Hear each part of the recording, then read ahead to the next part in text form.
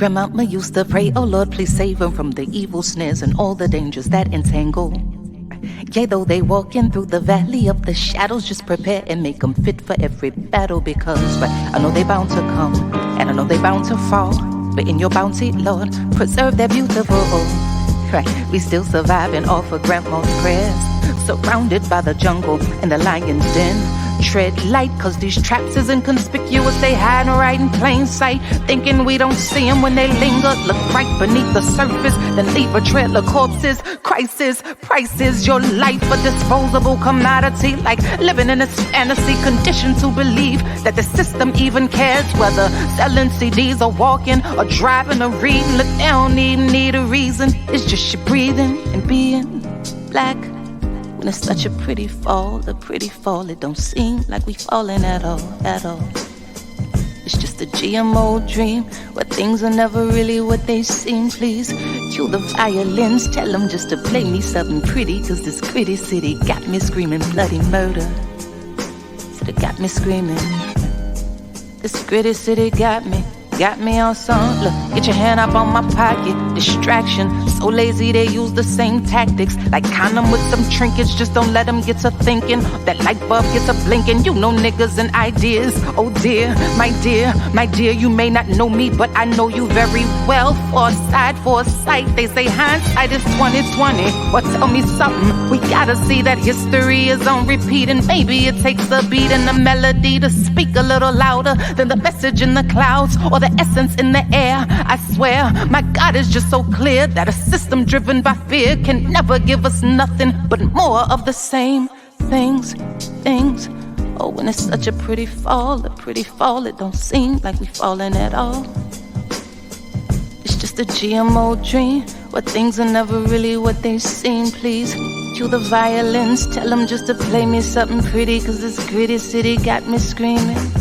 It's murder. Got me screaming, got me. This gritty city got me on song.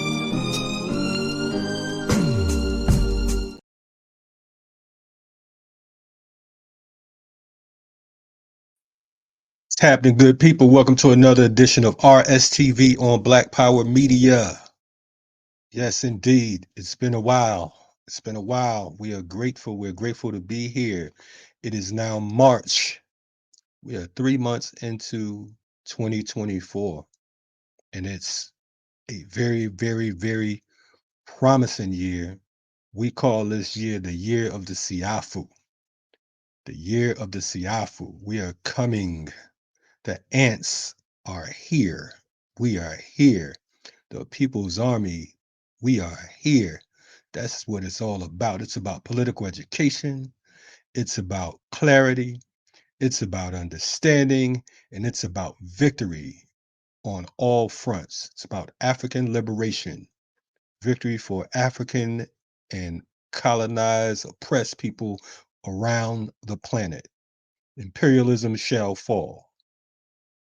Capitalism shall be crushed to dust, and all those who aid in that life force, they have to choose a side. Anyway, this is RSTV. Today we have a very powerful episode. I stopped counting years ago. I don't know how many episodes we've done. Doesn't really matter as long as we know that we are here. Today, we're talking about Contextualizing Angela Davis, the agency and identity of an icon, a book by Dr. Joy James. So if we're going to talk about Dr. Joy James's book, then we ought to invite Dr. James to join us. So let me see if I can get Dr. James on deck. What's happening, Dr. James? How you doing? I'm doing well. I see that you're out in the universe with planets flowing Yes. around you, so that's always a good sign. Yes, gotta keep the planets revolving. You know, it's a serious thing these days. You know, so sometimes you got to step back and look at the world from a whole nother plane and a whole nother existence. That's what it's about when we talk about revolution. Definitely glad to have you on. I think the last time we were on together, you were on this side of the fence being an interviewer. Um, and when we had some of Mumia's good people on. So for folks who missed that episode, make sure you go back and check the Guerrilla Intellectual University episode of Mumia Abu Jamal, the assassination attempts on Mumia Abu Jamal, which we had Pam Africa, Noel Hanrahan, and Dr. Ricardo Alvarez, and Dr. Joy James and I ran shotgun on that. We were rolling. And the San Francisco Bay publication, they were Yes. kind enough to take an excerpt.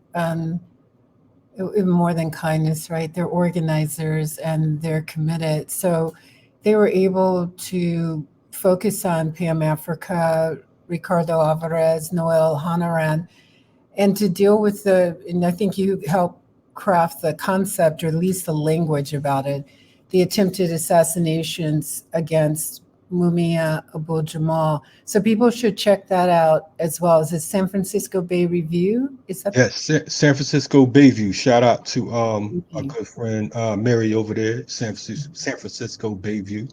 Um, and I've been worked with them probably about 2 decades ago. I used to cover Black August for the San Francisco Bayview. But shout out to Mary and all the good folks over there for finding our work useful and turning it into print. So yeah, that was dope. It was great. So today we have this wonderful piece right here, Contextualizing Angela Davis. Dr. James, you've written like 3 books in the past year. It's like you just putting books out like I'm putting episodes out. What's going on?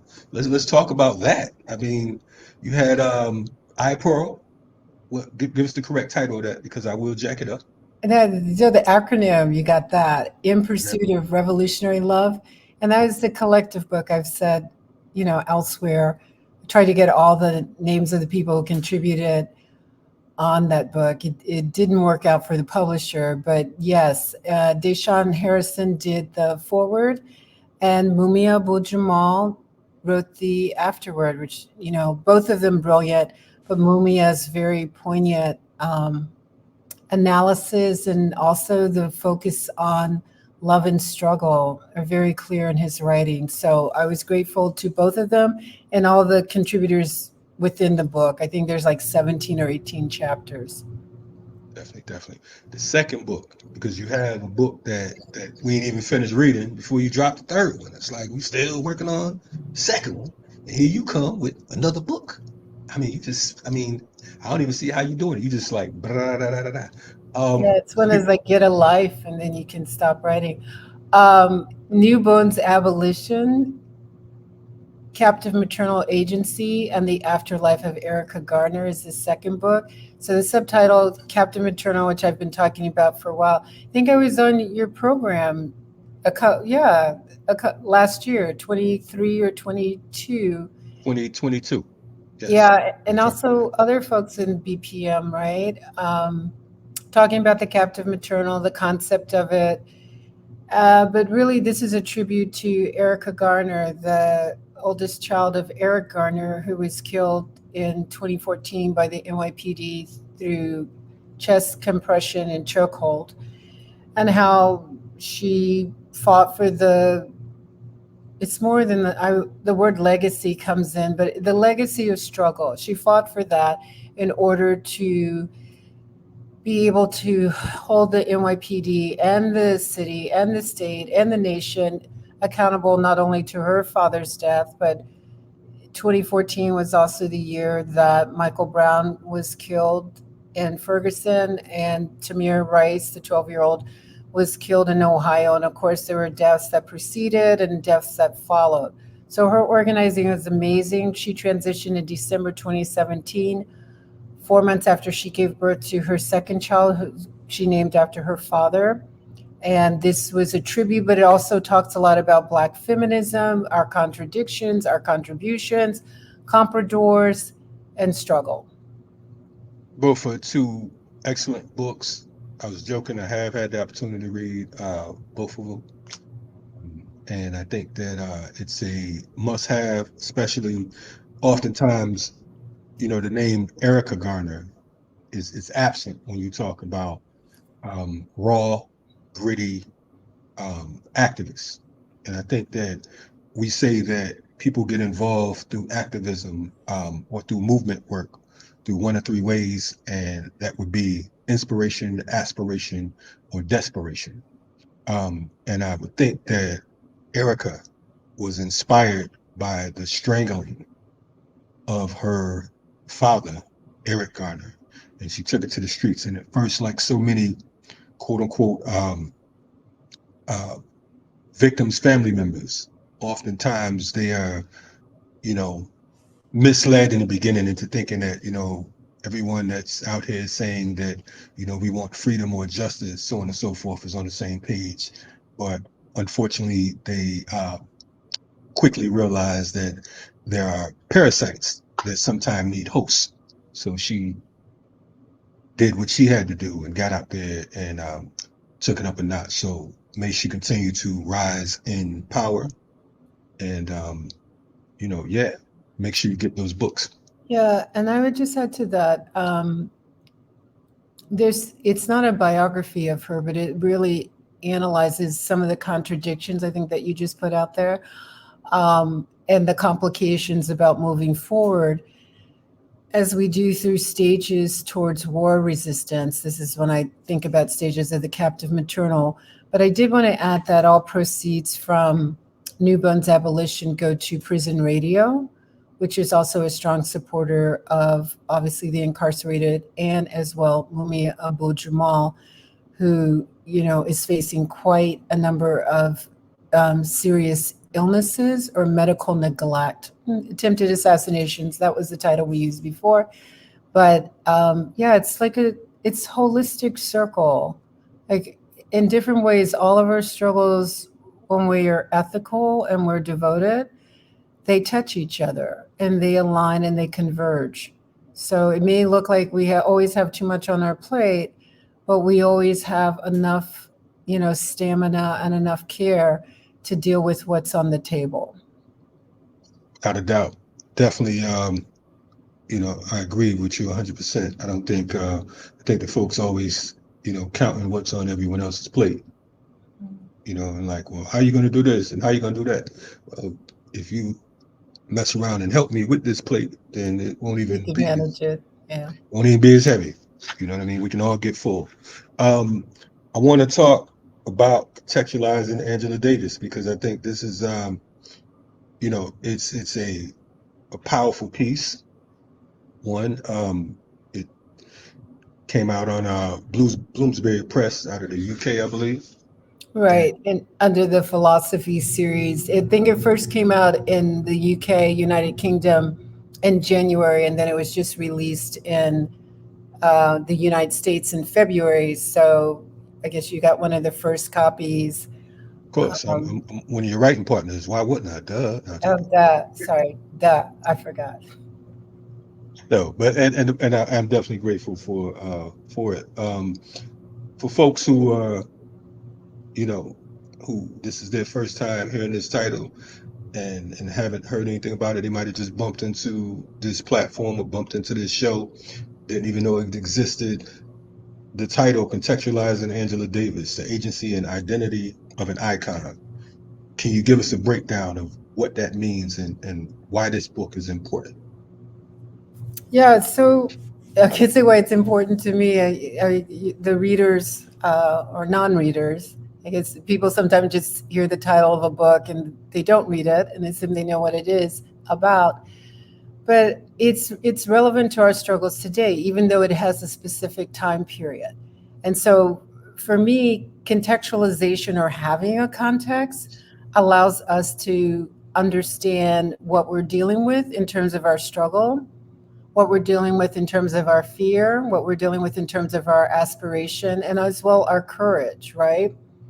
And the book begins around 1944 when, that's the year that Davis is born in Alabama. And it ends 1970, right before, even though there's a reference to this, but right before August 7, 1970, when Jonathan Jackson, the 17-year-old brother of George Jackson, who has access to Davis's weapons, registered guns, because they're stored in a communal house. And I believe he also functioned in some ways as not just a protester and supporter, because Davis was a supporter of the Soledad brothers, which would include George Jackson, but he also likely functioned in some ways as a bodyguard. So when he took the weapons, and you and I, we wrote about that, right? When we wrote the piece on Rochelle McGee for Inquest that came out in 2023. This becomes the moment, I think, the catalyst in which, when Davis goes underground, when they become a fugitive, when they're captured, when they're incarcerated, when they're placed in jail, when they have this, trial, when they're exonerated in 1972, when they go to Cuba and they go to Toni Morrison's house to write their autobiography, which becomes a bestseller. But it's a 17-year-old, right, who creates this catalyst of agency, but also trauma, right? That creates eventually an icon. So when I say the identity, an agency of an icon, I'm talking not so much about an individual person, right? Because, you know, it is not, again, a biography, just like when I wrote the New Bones Abolition, it was not a biography around Erica Garner. I am not a biographer. I'm a political theorist, political philosopher, analyst. It was really trying to understand how we create icons, but how they come, originally from settings that are very similar depending on our class standing, right? Very familiar and very similar to many other people. But it usually, in my mind, there's one act or deed that creates this sort of unique persona. And even though I stop at 1970, right before John does that very heroic deed trying to save the life of his brother and other incarcerated Black people, for some reason, multiple reasons, Aaron Bushnell's name, who immolated himself recently to protest and resist genocide. But the youth, right, do these very risky endeavors in what is seen as a war zone. Now, I'm not saying it was a war zone for Davis, but it was a war zone for George Jackson and for John Jackson. And Davis had adjacency and proximity to both of them. But the book itself does not dwell on that. It actually starts with how this particular young person, whose mother turns out to be aligned or a member of the Communist Party, so the whole phrase red diaper babies, and her two daughters, Angela Davis and her younger sister, Fania Davis, become integrationists into elite schools, become ethical people, become academics in different ways, become scholars. And so the context, though, of making that meaningful, right? That means a deep dive into that era from 44 to 1970 and attention to the Cold War and all the negotiations, all the back and forth that would allow Davis to become that iconic persona, while other people who were directly involved in revolutionary struggles would perhaps fade or somehow merge and become adjacent to her. Hmm. Now that is it's a few different things there. So I'm going to start a couple things. One, in the introduction of the book, you said Time and other mainstream sectors celebrate the 21st century Angela Davis, who was aligned with progressivism. In the 20th century, during the Cold War, corporate media were wary of a leading member of the Communist Party, CPUSA, who was also an important ally to Black radicals and Black Panther Party. You just mentioned, you said, to a great extent, you talked about how others would have faded away. Mm-hmm. Why is it that you think that Angela Davis was able to, through adjacency, as I believe you said, why do you think that she was able to survive and go beyond being this fugitive to this cultural icon that is accepted, even by the state for all practical purposes. How does that happen?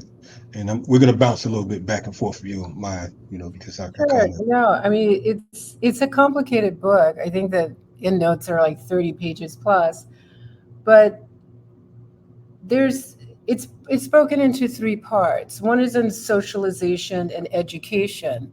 So obviously she's growing up around the time of Brown versus Board of Education.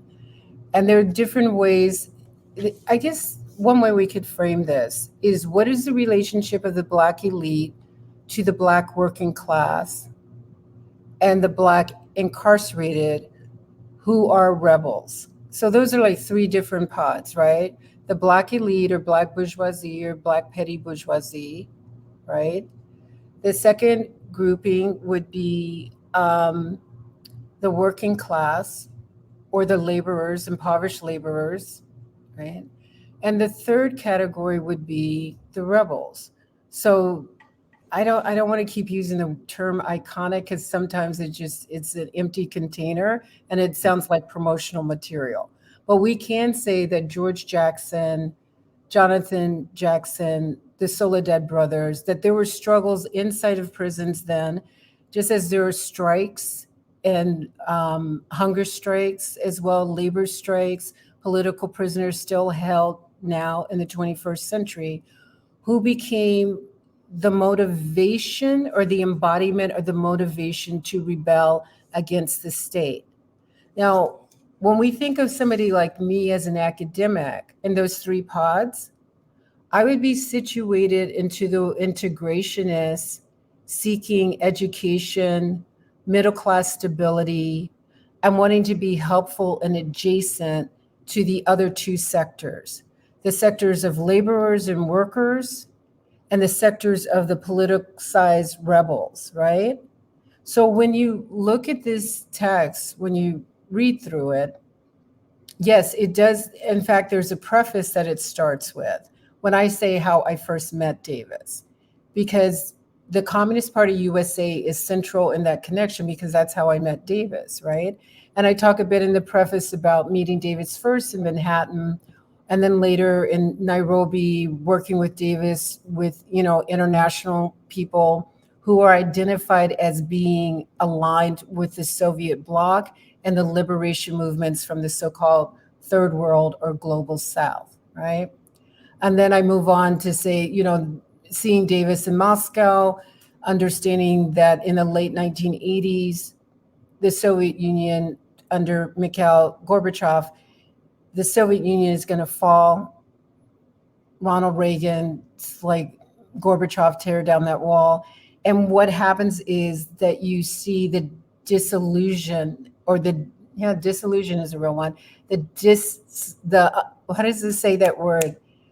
The the eradication, or you always use, what you see is beginning to dissolve, right, is the so-called, second world. So there's three worlds.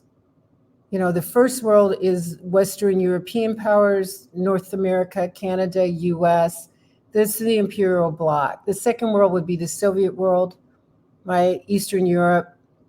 The third world would be the liberation zones in Africa and the Caribbean and Southeast Asia, in the Middle East, right? These former colonies that are seeking to be free.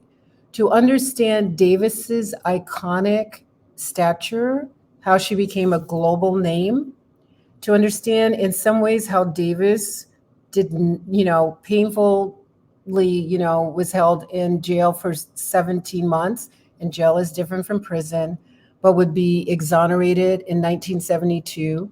And in our article, we also say that Rochelle McGee was exonerated of the same crimes, basically, that Davis was accused of a year later in 1973. But he's held in prison for 50 years more, because the judge won't enter the jury verdict into the court records. But Davis had the backing of influential people, so the judge was going to have to enter those records, and then she was going to be acquitted. So again, there are three worlds, like before the collapse in the late 1980s. And Davis is the beneficiary of the fact that these three worlds coexist, that the Soviet Union has some influence on the US. So the USSR can, put out the sort of narrative, which is accurate, that Davis should not have been arrested, that Davis is a political prisoner, and that the US, right, under Richard Nixon, President Richard Nixon at the time, that the US would respond by saying, we're really a democracy too, we can have fair trials. At the same time, there are two other people on trial at the same time that Davis is on trial, right? I already mentioned Rochelle McGee.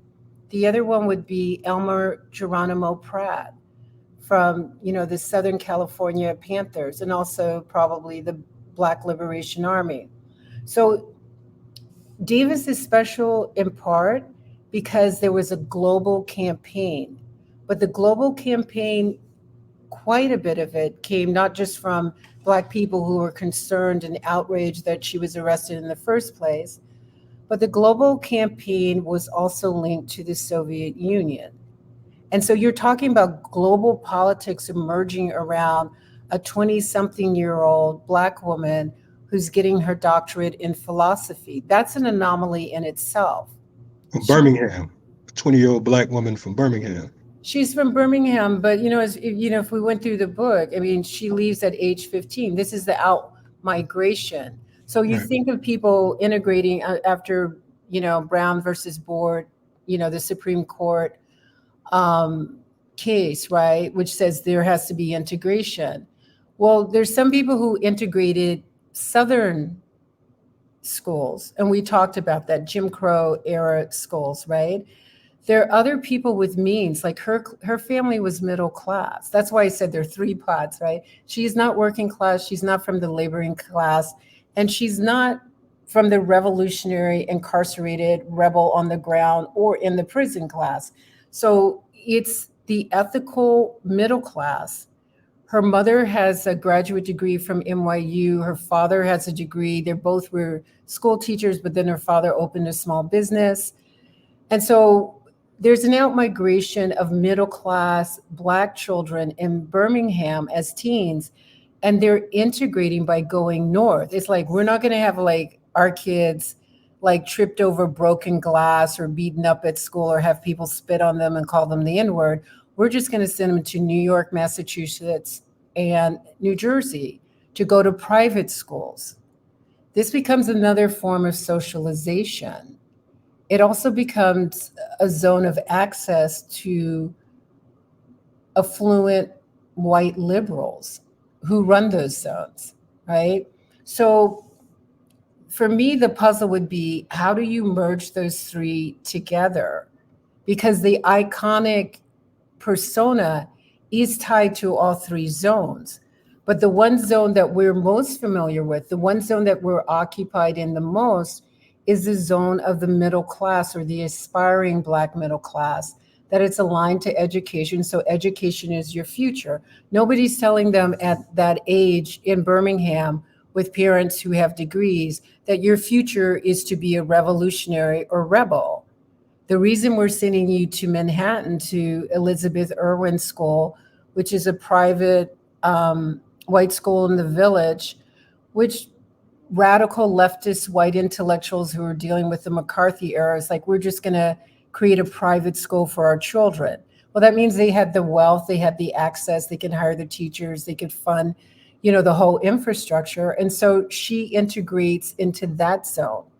She's staying with a family that are principled and also interact with the Soviets because they're looking for a détente or, cease ending war, like the whole demands we're making or trying to make right now to an administration that's not listening about, ceasefire. We don't need to have these global wars always going on.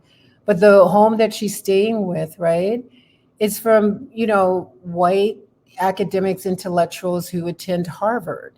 So again, when our uplift is within the zone of elites, white elites, then we're also learning, we're also being socialized. Like definitely the family socializer in Birmingham, or they would call it Bombingham, because white supremacists, when there's integration and Black families with means. Again, this is not poor Black families. When she's age 4, their parents are, buying a very nice house, which they'll probably have rental to help cover mortgage and costs. But it's I believe it's a Victorian, and so Black people are integrating into not just the schools by sending their children north. Before that even happens, they're integrating to white neighborhoods. So she is familiar with self-defense through her father and through the other fathers, because they patrol the neighborhood with guns, because they called it Birmingham because white terrorists were setting bombs to blow up houses that Black people were buying. But there's a linkage, right? And this goes across ideology. She's there. There's another person that Habrowski that I mentioned, who his parents will send him to Massachusetts, and Condoleezza Rice is there. So there's a whole span of ideologies, from Davis being the most radical because she'll join the Communist Party USA, to Habrowski being sort of a liberal Democrat, I'm assuming, to Condoleezza Rice, who's going to work for the Bush administration, and also, decades later, have false narratives of weapons of mass destruction that lead to hundreds of thousands of deaths in Iraq.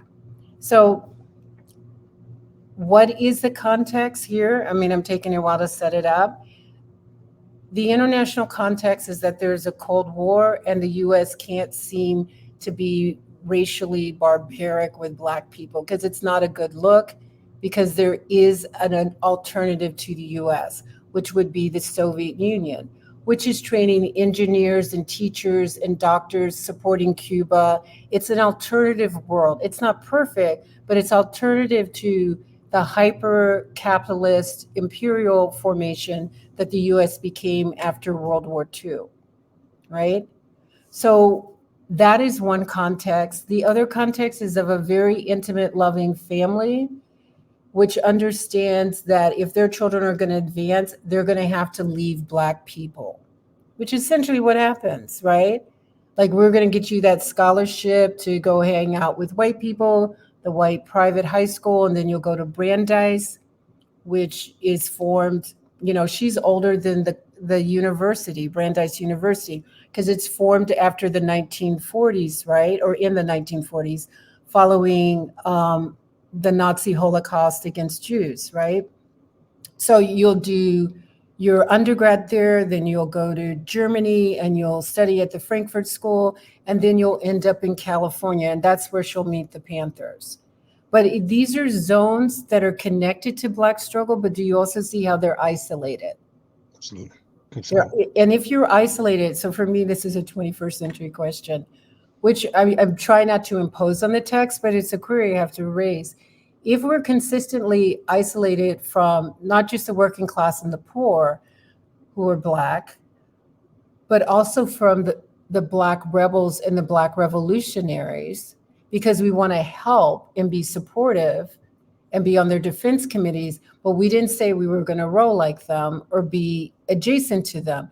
Not adjacent like Link, but adjacent to them in the physical struggle, right? And so I say it's contextualizing, but what I'm trying to explain, there's more than one context. But you have to deal with the Cold War. Let me give you the example and I'll stop. Richard Nixon, as president, first starts off saying she's guilty, like she was part of that mission to free, Black prisoners. But be mindful, my understanding based on the data is everybody died from the prison guards shooting into a van that was either still or idling, in the parking lot, which means you could have saved the life of the white judge, Harold Haley, that was the person they were most concerned about. But you also could have saved the life of the 17-year-old teen, and the other two Black incarcerated men who were, testifying in a trial, who were there, and Rochelle McGee survived, but he was shot up. So when Richard Nixon is coming out in the public and saying she is guilty, he's going to walk that back because there's a Soviet Union backing her. It's not just that we were backing her, it's like the globe was backing her in terms of European socialists or European, communists. And the CPUSA has a very close relationship. Communist Party USA has a very close relationship to the Communist Party Soviet Union, CPSU. So it becomes a global struggle over whether or not the state can execute her or disappear her in life in prison. And so Nixon's narrative starts to change, and he starts to invite Soviet physicists, atomic physicists, to come in and have a front row and look at the trial to make sure she gets a fair trial. There's no other political prisoner who was offered that. Like, we'll go to another country and we'll invite their scientists, like, here's a front row and see if we're doing a good job at this. Wow. That's not an option unless it's created, unless it's a forced creation.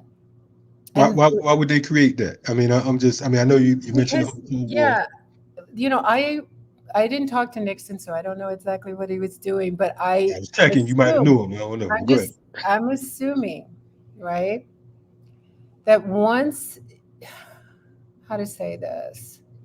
I mean, I try to lay it out carefully in the book, and so, I'm not trying to like sell it, but I'm telling you, get it out of the library if you don't want to Right. buy it, just so you can comprehend, because it took a long time to write this, right? And there were a lot of like, don't do this book, you're going to have trouble, if you do this book, et cetera, et cetera. But my understanding of the Cold War at the time, there was a number of things going on. Nixon wanted to get into China. He wanted to, expand um, economic relationships, right? But they also, if you go back to 1951, we charged genocide document by the Civil Rights Congress. So that was a Black unit inside the CPUSA again, right? So Paul Robeson brought it to the United Nations, and basically it was about lynchings, dishonor, theft of land. It was about occupation and apartheid, right? That was a bad look for the United States across the world because that document circulated around the globe. The US presents itself, even though this is not how it's functioned, but its prestige is based on its democracy. So it claims to have a state edifice that allows everyone to participate and that it does not have predatory policing and that the CIA don't assassinate people. I mean, it's a narrative that they sell for legitimacy to maintain the empire because you have to have PR. So when Nixon realized he was going to need good PR around Davis because her defense committees had made her so famous across the globe. And so, like, if you go to France or if you went to Britain, it's like, what's going on with Angela Davis? If you go to Italy, what's going on with Angela Davis? The middle class, I'm going back to the middle class. The middle class has a clout that laborers, the unhoused, the unemployed don't wield that kind of clout or power within what is supposed to be a sophisticated democracy. Once you get the middle class asking about, is this going to be a fair trial? And it becomes a global query, then your PR machine is going to kick in. Nobody, how to say this, you can keep someone like Rochelle McGee in for 50 years and maybe some people care and try to get him out, and maybe some people say things that we want to get him out, but we don't have a plan. But no, when it came to Davis, there was a plan. There were at least six private attorneys. Their JDs, their degrees were from Yale, Harvard, UC Berkeley. There was Gloria Steinem, who had worked for the CIA, was the head of the fundraising committee. And that wasn't Davis's decision. That would have been the decision of the CPUSA. And so it's strategic maneuvering. Getting Davis out was not about the right to rebel. Getting Davis out was about the fact that she did not rebel, that a 17-year-old took her weapons without her permission. And that's why she deserved exoneration. But we know a lot of people deserve exoneration and they don't get it. again, because they're not a global brand. By the time, she did heroic things, right? When she declared that she was a communist, a member of the Communist Party, when she became the first Black philosophy professor and instructor to teach in the University of California. So this is at UCLA. And you said, yes, I am a member. That was very heroic. And then, Ronald Reagan, then the governor, later would be president of the United States, attempted to, fire her. So there's things that she's done, supporting the Soledad brothers. That's all important.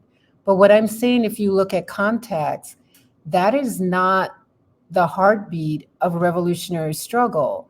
That is supporting or becoming an advocate for the people who are the rebels and who take the risk. Now, she did take risks, but because there was this huge international National Committee to Free, United Committee to Free Angela Davis, with liberals and Gloria Steinem and educators and academics and all those white students she went to school with since she was a sophomore in high school, right, up through getting her doctorate. Those were people who could be put in play who would not be in play for Geronimo Pratt, who is a vet, Purple Heart, which means, different things are different people, in Vietnam, and dedicated to free people by any means necessary. Davis would be the kind of person that the middle class could embrace with no qualms, and also become hypercritical of the state for even thinking about burying her under a jail or under a prison.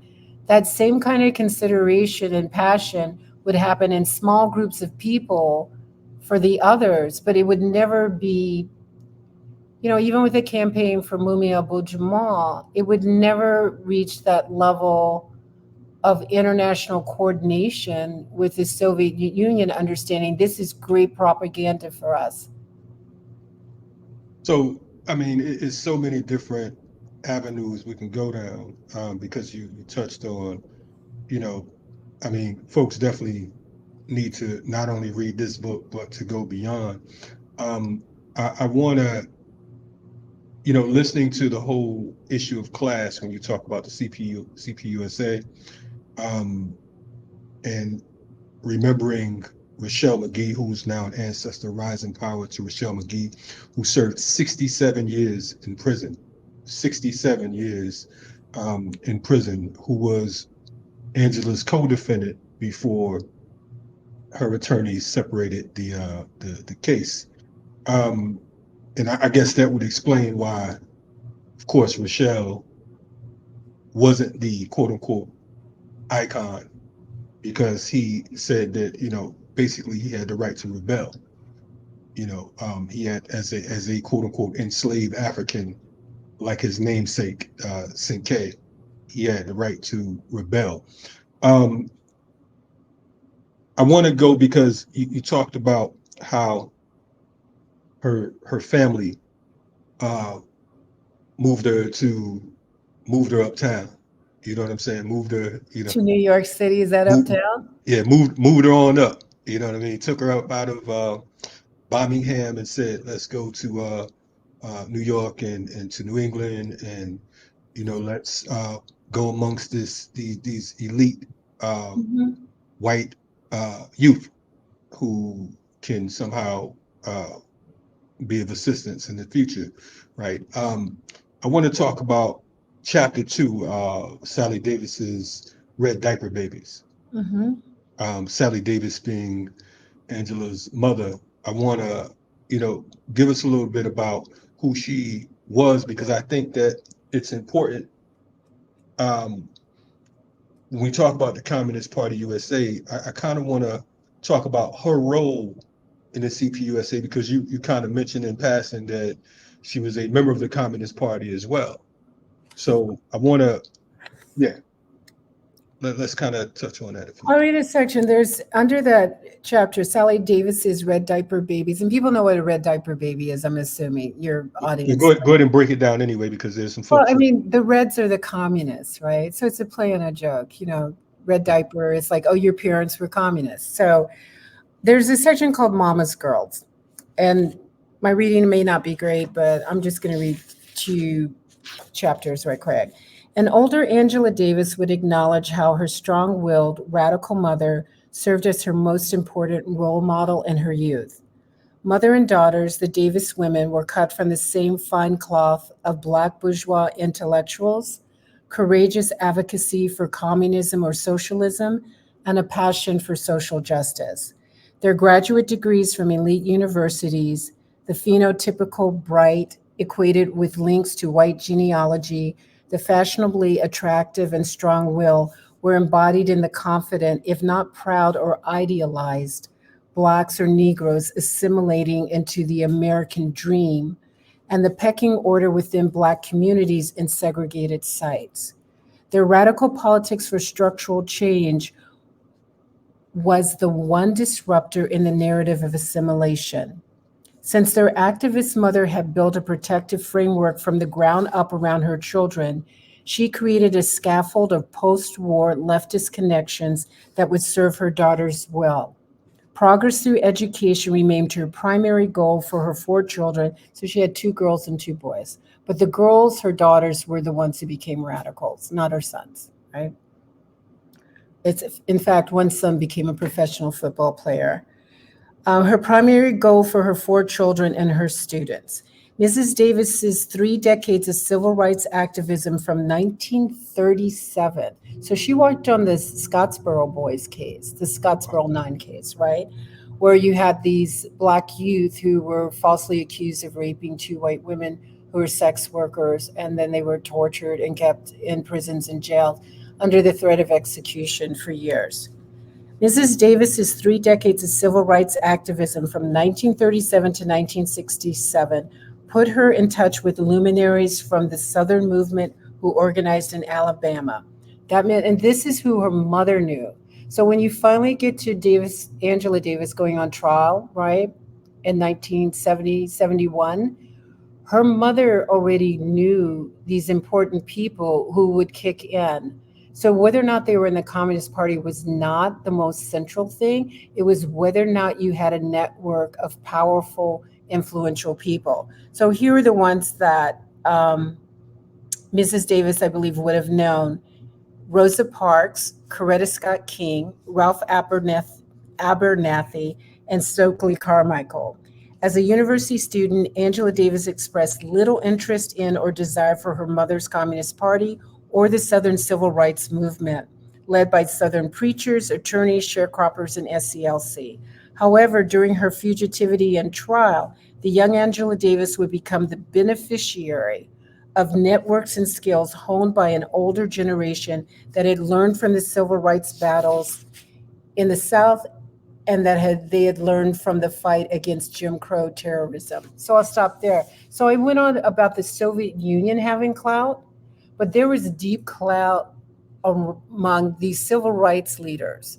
Now, granted, Davis was not interested in politics or organizing until she returned from Germany and started to do her graduate degree, her doctoral degree in philosophy at UC San Diego with the German philosopher Marcuse, Herbert Marcuse, who had also been her professor and mentor while she was in undergrad in Brandeis, right? So it's like if you had to protect something, you would want concentric circles. Like if they get through the outer perimeter, now they're going to have to go through the next one and the next one and the next one. And Davis had multiple perimeters around her.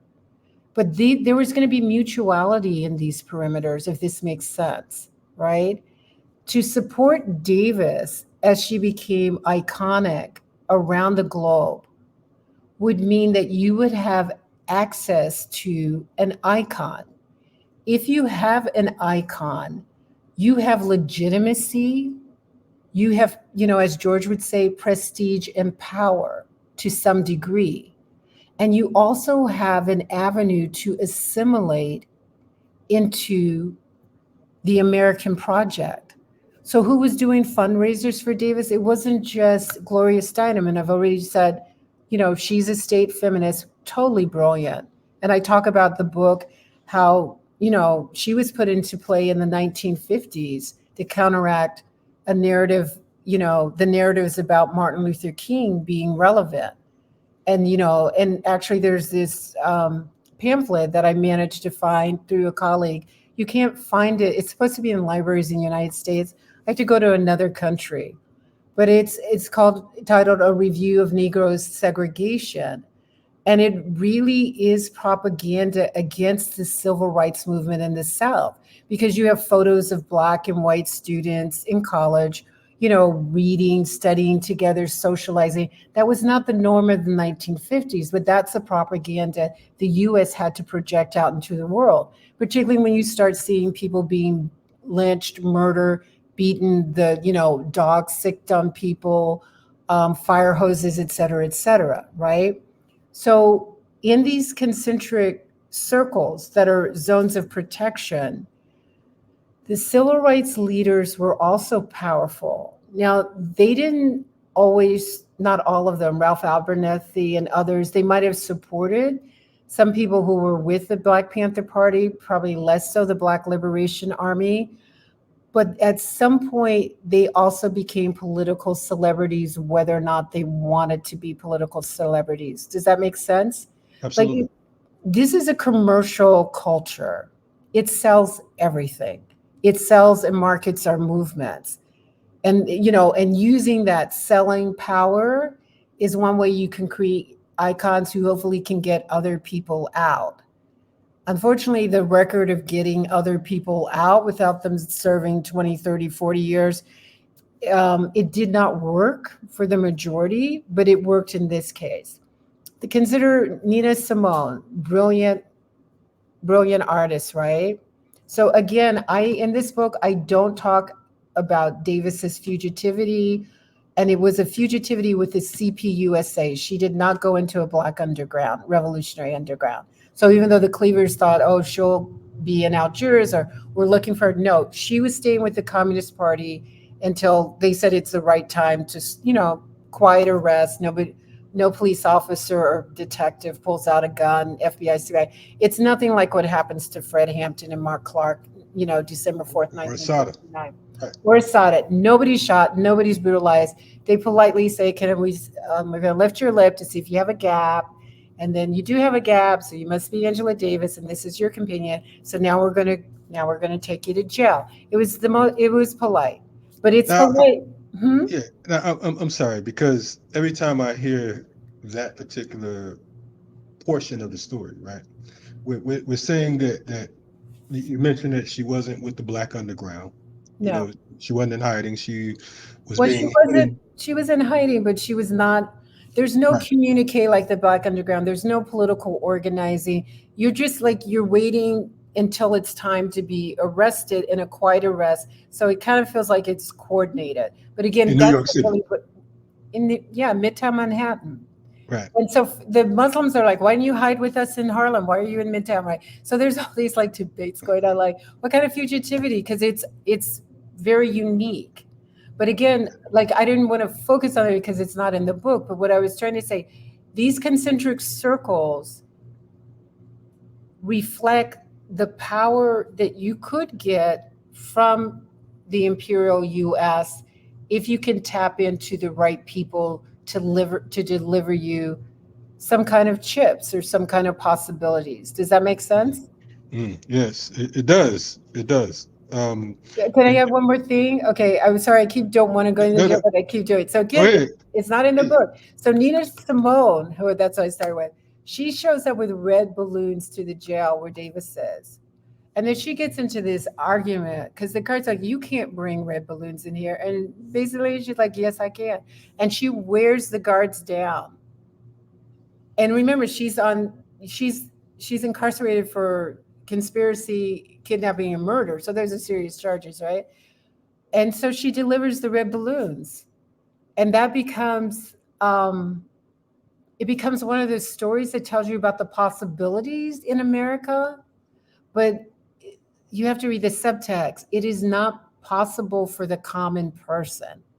Right. So it becomes the extraordinary person who, as bright as they are and as dedicated as they are made extraordinary by the people around them. And Because what kind of people around can you have around you to make you so extraordinary that you can hide in Manhattan? I mean, first of all, you're like the most wanted black woman on the planet, right, and right. probably one of the most wanted individuals on the planet, period. And you're hiding in the middle of New York. I'm stuck on that. But go No, but ahead. I don't want you to be stuck on it because it's not in the book, but I'll Right. try to answer it. It reflects the concentric circles that I was talking about before. Like if and I don't like look, here's the deal. I can't say what I would do if I was facing life in prison. I probably would take any deal you offered me if I wasn't betraying anybody, right? Or implicating somebody. So if you say we have a powerful network and part of it is going to be Soviets, like I don't have a problem with that because I joined the CPUSA like when I was in grad school, or doctoral student, and for a couple of weeks with the Panthers wasn't a good fit, so went over to CPUSA. The icon though is not built around the Communist Party USA because they didn't have that aura that the Panthers. So the thing that will stick later on Davis is being a Panther. And Davis says they were rank and file, and it looks like for a couple of weeks, doing syllabi and educational materials. But 2 weeks is different from almost 20 years, which is their allegiance to the Communist Party USA. So what you're seeing then, the persona is partly shaped by what the public wants. Right. They want something that is like as gritty and as exciting as a Panther alliance, not your mother's or your grandmother's Communist Party USA. There's nothing like that was really important, but it doesn't sell. Does that make sense? Without a doubt. And so when you see icons form, I don't think they're driven by the individual per se necessarily. I think they can be driven, or the architecture can come from older, skilled people who understand the value of the icon. Hmm. And so, contextualizing Angela Davis talks about a lot of different people.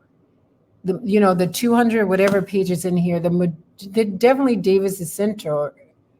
It's about her. But no, Davis didn't create the icon.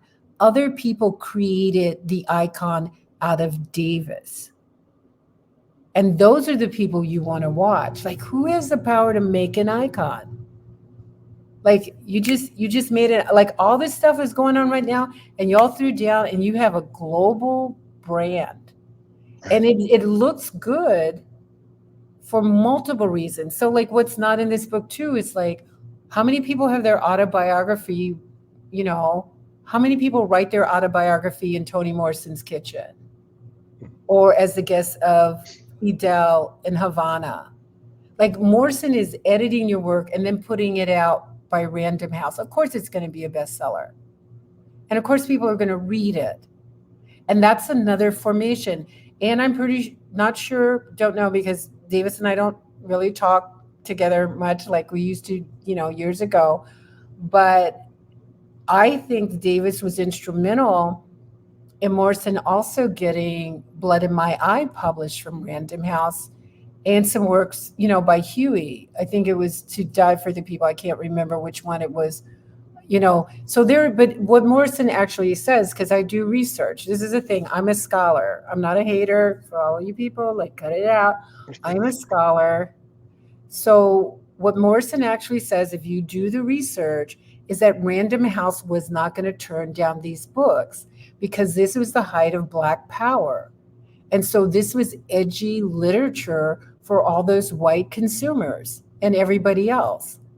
Like, this is so titillating. Oh wow, you have these beautiful Black people with these huge afros. I mean, there's a fetish going on around this as well, which Black people are not trying to project, but people will dump that on you, right, to sell stuff. And it's like, here are the beautiful young Black militants, and we've got their books, and Yeah. it's for the price of whatever 19.99, whatever the price is going to be. You can buy these books and be informed. Or for Black people, you can buy these books and see yourself as a projection or an extension or a lineage. So other people who are organizing, you know, Blood in My Eye is published after George is assassinated in That's what I was prison. gonna say. Right, right, Yeah. So these books are not really being sold as organizing tools.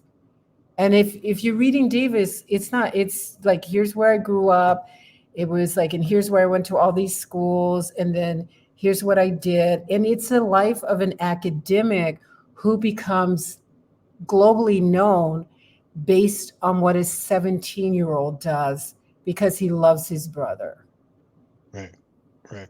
That's really heavy right there when you think about it. And also, as you mentioned, Blood in My Eyes, Soledad Brothers, and all of that, brother. They're yeah, it was a no-brainer for her to come out with an autobiography. I mean, it's like you can't lose. Okay, but wait. I'm sorry, I'm just gonna jump in. It was not it was not her idea if you read her autobiography or if you read, things that she said. It was Morrison's idea, which tells me it was Random House's idea. See, this is what I'm saying. It's concentric circles. Like a 27-year-old who's been traumatized because, right? John, who she's there's pictures of her protesting with John. She knew their family. She ate over their house. You like the 17-year-old is dead, right? And now she's got to go underground. That was an interesting choice, but that was the choice. And the Communist Party greenlit the choice. She's not doing anything based on what she wants to do. Older people are like, this is the play. We're going to hook you up with somebody in Chicago. And I don't know if you'd ever been to Chicago before, but it doesn't matter. Like, we're going to hook you up. You're going to move around. The man she's with, his father's a Black communist, perhaps deceased. His mother is a multimillionaire white woman who's a real estate person. She buys cars, she buys a condo. Like, it's a kind of underground that is rare, and there's a lot of people who are organizing it. Right, So then after things settle, there is going to be a global book tour.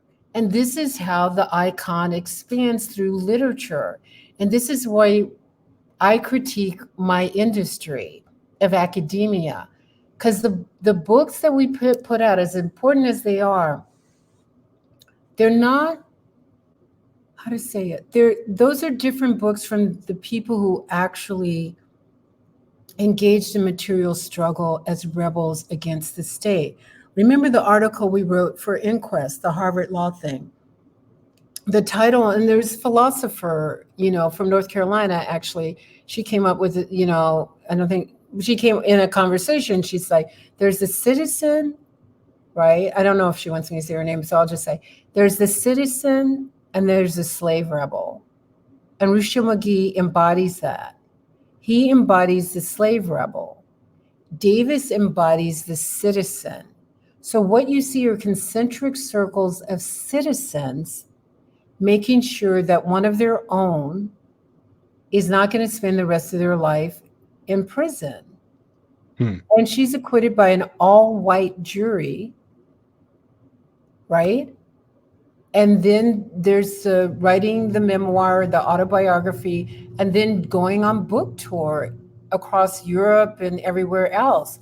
But that makes sense if that's understandable what I'm trying to say. You can talk about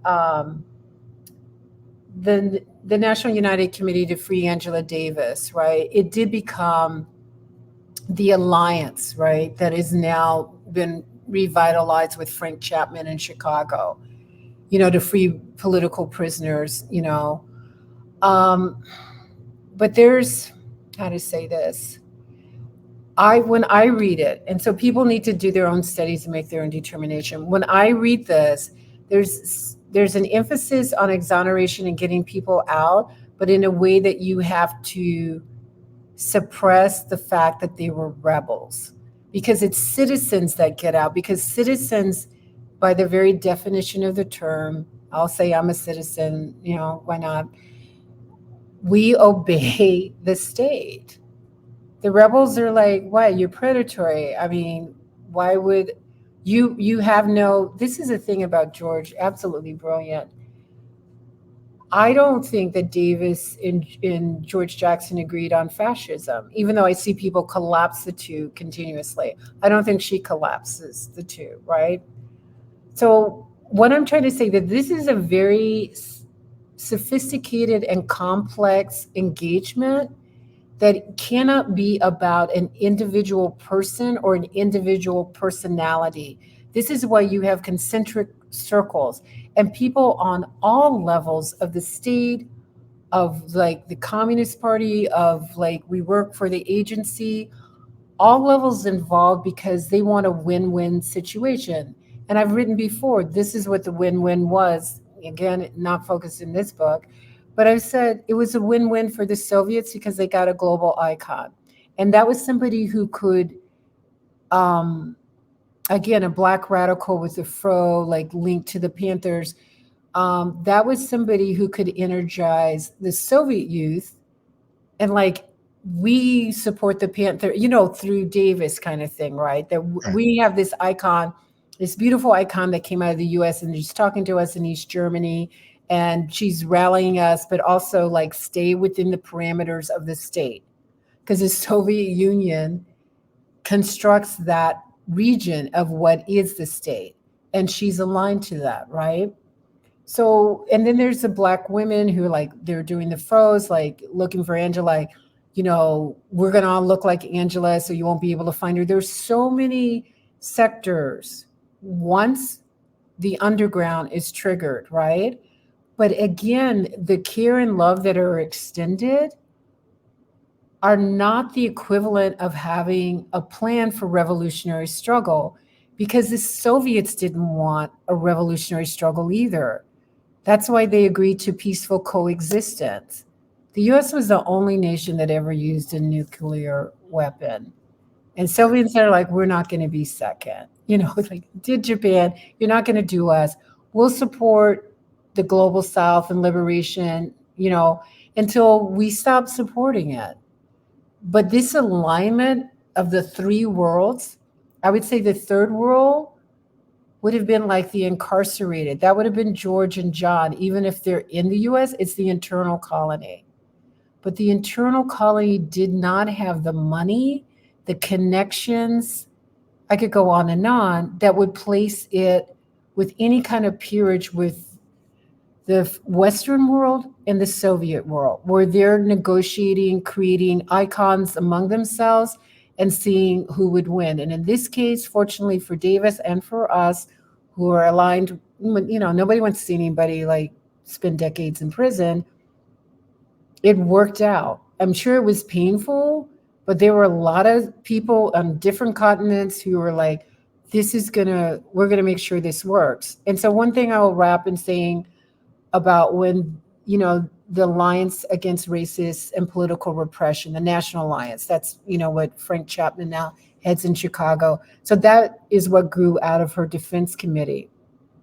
But consider, right, that is a very broad base because it included Joanne Little, the young black woman who stabbed the white prison guard who was raping her, and then went underground, and then became, in some ways, an icon herself, right? But not on the stature of Davis. And then this Davis writes an important article. It gets published in Ms. Magazine. Gloria Steinem somehow is given the resources to create Ms. Magazine right after her service, to the state and stuff like that. But if you're willing to see the remember we talked about the Rubik's Cube, right? Right. If you're willing to put the puzzle pieces together, then you can stand back and say, oh, I understand the trajectory because I understand the power plays.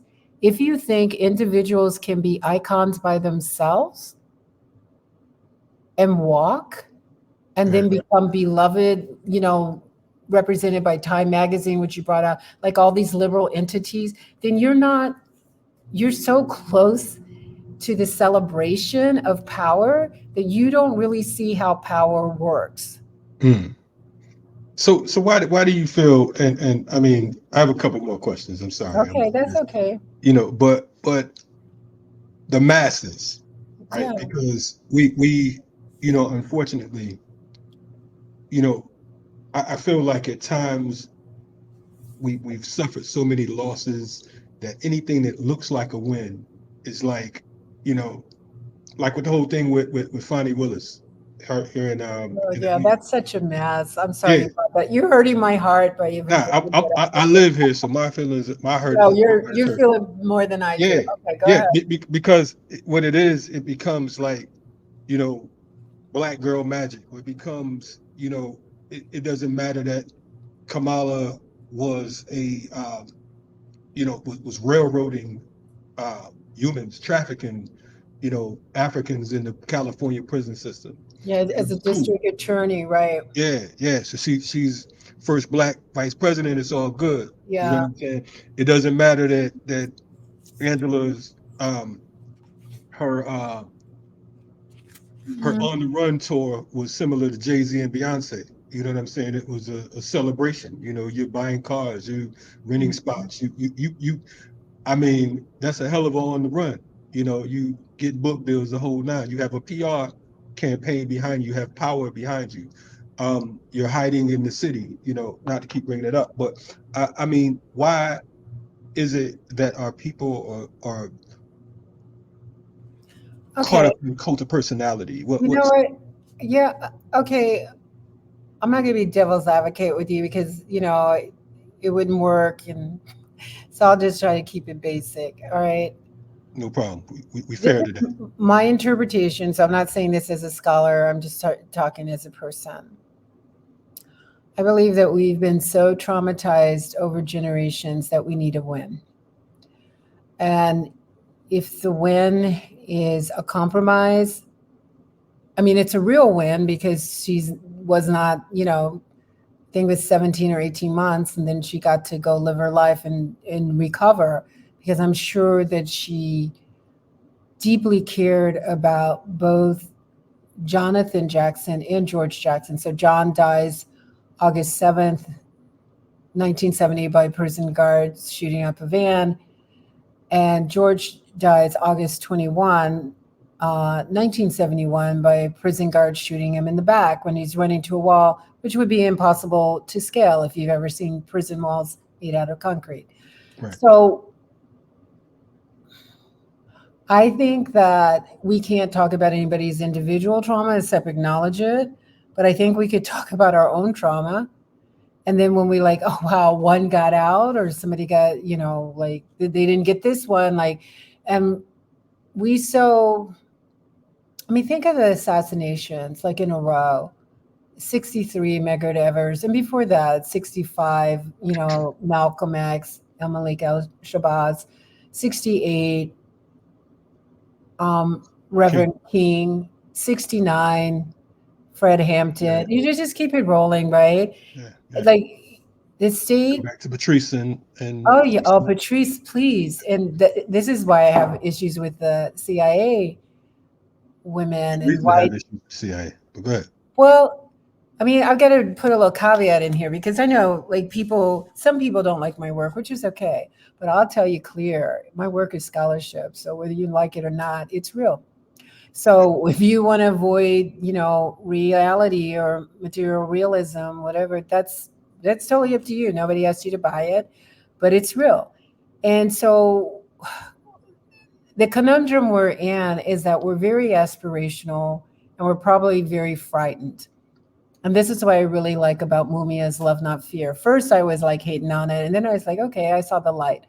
So if we loved ourselves, and we do more, that's what I was going to add, there's a possibility we could accept the losses in real time without creating iconic figures. You should celebrate people for their writings, their teaching, everything else. But a revolutionary leader is that's not what elite academics are. That never was the case. Or if they were like Walter Rodney, he couldn't they wouldn't let him keep a job and then they assassinated him anyway. So if you're going to be feted and celebrated by liberals and like a lot of money is going to flow in from nonprofits, which again I've said before, that's revenue from monetization of Black death. Because again, to go back to class, it's the Black working class and the Black poor are getting shot up or beaten to death, mostly by police officers, right? So if you want to win, that would require us rethinking how we organize against predatory violence from the state. But if you want a symbolic win that somehow expands over, 5 decades or 50 years and touches everybody, and we're on the right track, I don't think that's grounded in reality. I mean, those names, some of them names, Rosa Parks, Fannie Lou Hamer, I don't believe was one of the names, but we come from people who kept it real. They didn't have to create icons, and they didn't have to celebrate. Like I think you've said on some of your podcasts, don't claim any easy victories, right? And I'm sure it's painful to people in the middle of it, but the way it worked out, they got a very influential icon. And so that's the subtitle. It's it's it's an icon. So there's a person in there somewhere. We don't know the person, so we can't judge a person.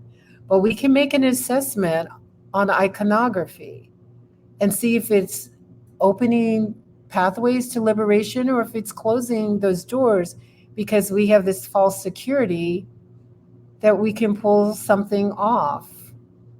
When I was trying to lay out, without talking about the stuff that's not even in this book, that there are compromises made with state and with liberals in order to get certain outcomes. And you don't have to go to a past century or past decades. You could just talk about this century and what's going on right now. Like, even as we protest or don't protest, or to whatever degree, we resist a genocide, we're clearly doing it in ways, except for the kids that got doxxed and the people that got arrested and harassed by the NYPD and others. But a number of us who are middle class are doing it in ways that we maintain our security, our personal security, our personal standing. Like, I need to keep my job. And it's legit. Like, you got kids, you got elders, you need healthcare, et cetera, et cetera. But you cannot overshadow the people who just say, I'm doing it. Like, I'm going to the streets. I'm going to get into these protests.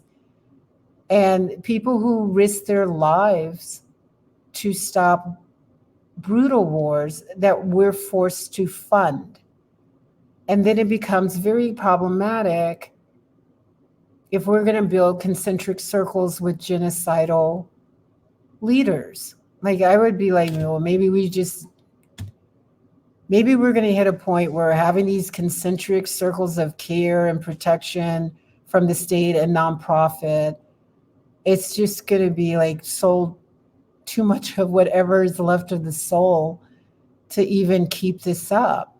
But I believe we inherited a model of celebration, and we should celebrate, but we inherit a model that doesn't engage in contradiction or context. So everything becomes like celebratory. It's like, were there any errors, any falls, or did anybody lie at any time? Or did you bring on somebody from the state? And again, at an age of 20 something, again, Davis was not making any of these decisions, but the people were like, we can get you out. And they were very confident. That means that they had connections and ties that had been existing for years before she was ever arrested. And that means those connection and ties continue to this day. Some people will get out. Other people will stay in until right before they die, or, transition while they're there. I would like to see, like, just share, like, who are your contacts? Who do you know? Like, just share it all. Like, if that's a form of power, like, let's just be transparent and just say, hey, how did you manage to, do that? Yeah, That special trick to levitate out of, it's because you knew all the right people. But the same people, again, that would be another book. Like, where were the Ivy League attorneys for Rochelle McGee? right, right. I mean, he hardly had attorneys, period. as Yeah, we he was representing himself. But here's the deal, yeah, to go back to the philosopher who put it on the table. Rousseau said he was a rebel slave, that he was enslaved by the state. He had the right to resist and run. And actually, where he's going, based on our research, he was going to a radio station to tell the public about the barbarity and the brutality of prisons. That is sure. literally where he was going. He wasn't going offshore to fight in it. He was like, I need to tell the public. I can't tell you inside the walls. So, like, just drop me off. I don't know how they thought that was going to work, but Yeah. what they thought was probably similar to the people who rebelled in Attica. They Hmm, weren't trying to leave the prison, they were trying to bring dignity and end the brutality and the torture. And what happens? The National Guard shoots through the prison guards who are hostages to kill the rebels. The sure. same thing happens in 1970 with John. Now, if we can be honest about that, that this is the template that the state will use on a regular basis, then maybe we could talk about shared resources. That some people are more likely to be shot than others, right? And then the people who are more likely to be shot, maybe we should prioritize them. Or maybe we should just, maybe we should be candid about how this works. It's a very intricate play. And it's not a play that people on the ground could pull off unless they had access to people who were above ground. And I don't mean underground, but there's like multiple tiers, people who were like in high places, Right. and who had contacts.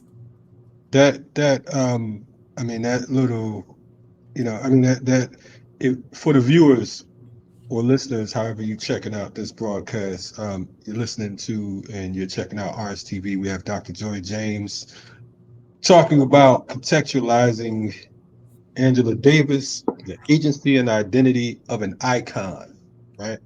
Um, you mentioned that you're not a hater, and that you said I'm not a hater, I'm a But scholar. You know what I mean? I, So I didn't say, but because there are look, some okay, haters. let's be clear. I never said I was a perfect person or that every day was a good day for me. Okay. Right, But here's right. the deal. I don't make up facts and I don't bullshit. Hmm. So even in the process of doing this book, it was not my idea. It was 2016. I remember because it's the night that Trump got elected. I was staying at a friend's house. I'm like 4 in the morning. Oh my God, he got elected. What happened? Because I did what I was told to do. I voted for Hillary. Yes, I did. I was told to do that. I did it.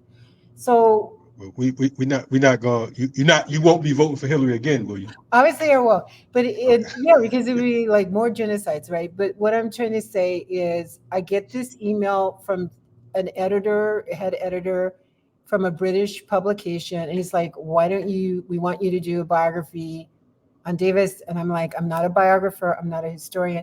No, thank you. Then the emails keep coming. Yeah, you could do it. It'll be fun. Literally, they wrote, it would be fun. It's like, it was not fun. And this went on for a couple of weeks. And I was like, okay, I'll do it. And I start doing research.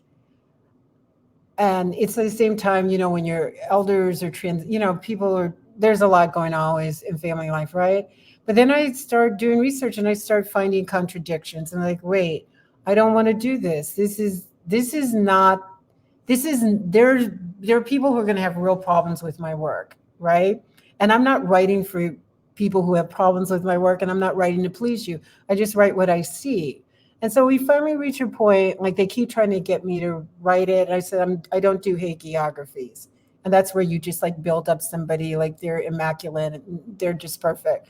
I say, no, there's always contradictions. I'm not perfect. Humans are imperfect. So can we all just be honest about contradictions, right?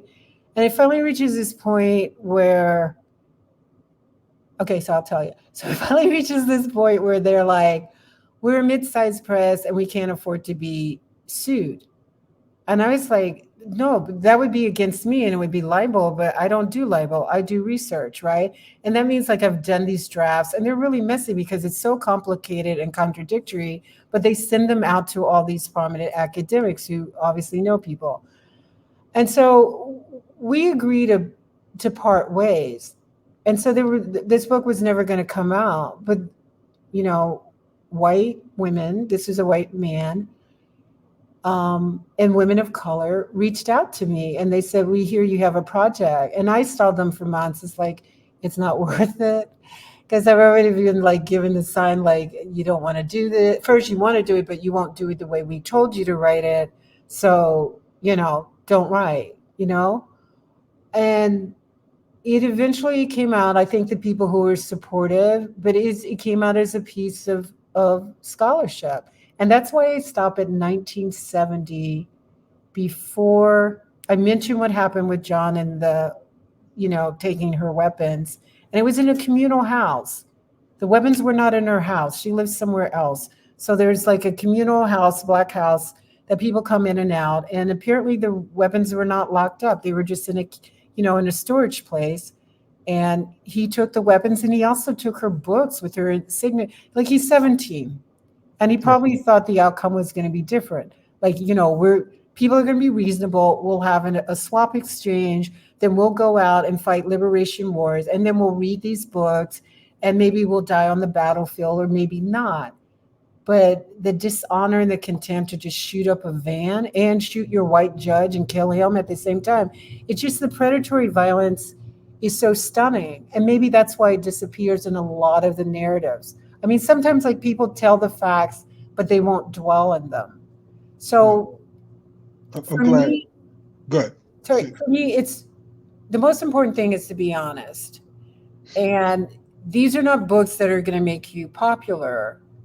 Just like Taylor Branch, when he was talking about Martin Luther King and started talking about his affairs, like nobody really wanted to know the details, but then you kind of understood until you got that radical king at the end, why he kind of backed away from J. Edgar Hoover, the FBI, he's a multiple murderer. But the FBI who was wiretapping King and having his agents suggest that King commit suicide before he was exposed as a fraud. He was human. Whatever comfort he was getting from other women, that's what he was doing. But he still did the job, which was to say the truth, right? So there's all these ways in which the academy almost by default doesn't want to hear, quote, bad news, which is factual, in order to assess where we are and where we need to go. Because the function of the academy is not to promote Black liberation. So I don't care what they say. That's not how you get these jobs and keep them. You can be a specialist in something and you can offer templates and things like that. But if the nitty gritty of Black liberation is a confrontation with an imperial state, the academy is not promoting that. So you can talk about identity and culture and care and afros and what we did in the 60s and 70s and abolition, but for me, most of it stays within the permissible quarters, which are not considered to be threatening to the stability of the academy. And then you start seeing these formations that get a lot of money and support. Like, I'll give you two examples and I'll stop. Like, people, and I've said this on Two Blacks show about a week or two ago. I think a lot of the bashing of Afro pessimism was about people trying to protect their brand. I'm not sure they even read the work, because the work from Frank Wilderson and Jared Sexton and others, I'm not talking about the people who were disengaged from political struggle, because those two were engaged in political struggle in various ways. The work is very complex. And if you actually are reading and not treating them as a competitive brand, then you would understand, when Wilderson says writes in his memoir, and people banned that book, and I was trying to help him get it published, and he eventually got it published because the head editor walked down from a prestigious press and killed it, even though the people, editors who actually did the selection, he overrode them, because Wilderson talks about setting up a scenario where Nelson Mandela has to push him, because he's trying to show that Mandela is really aligned with a more liberal project, whereas Chris Hani is aligned with the revolutionary project, right? But anyway, back to the academy, all the all the like stuff thrown at them, like throw the garbage and see if it stays. I think it was about their radicalism. And Mm-hmm. also they had complex theory. So I'm not sure the academy wants radicalism or complex theory. And I so think they've picked up the language now, like anti-blackness is a big thing, but you tried to like banish or marginalize the people who created a school of thought. I don't have a school of thought, not trying to have a school of thought, but I do have scholarship. And if you don't like a certain kind of radicalism, that's fine. But if you're going to ban it, like, are we doing leftist book banning while the right is doing rightist book banning? Like, right. that doesn't make sense. Like,